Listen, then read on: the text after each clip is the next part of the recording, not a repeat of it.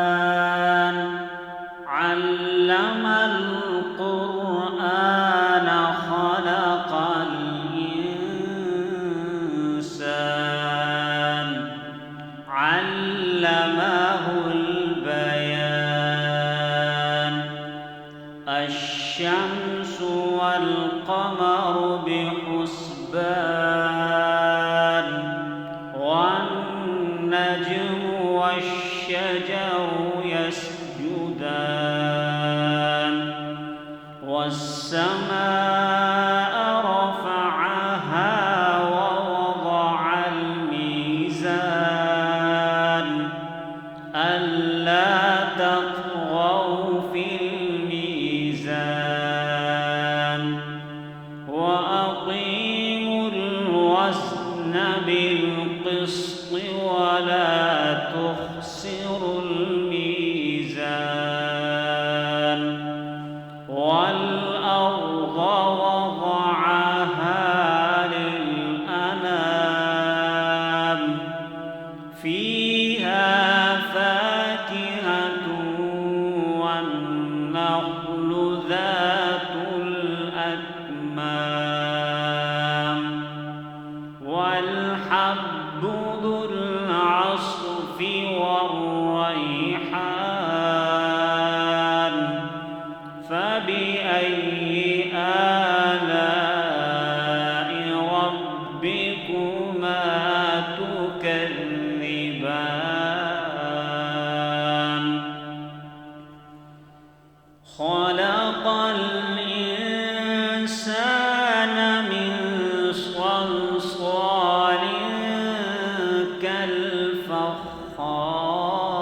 كالفخار وخلق الجان من مارج من نار فبأي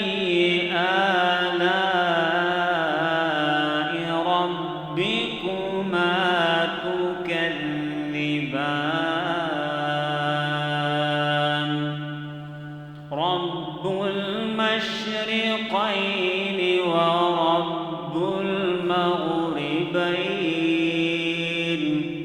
فبأي آلاء ربكما تكذبان مرج البحرين يلتقيان بينهما برزخ لا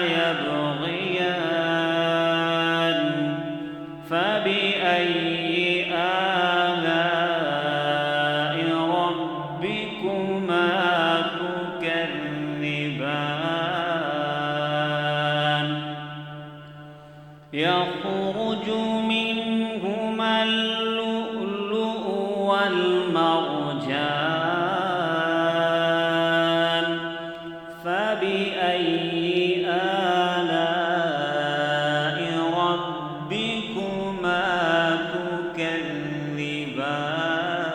تكذبان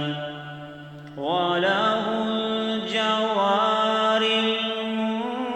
المنشآت في البحر كالأعلام فبأي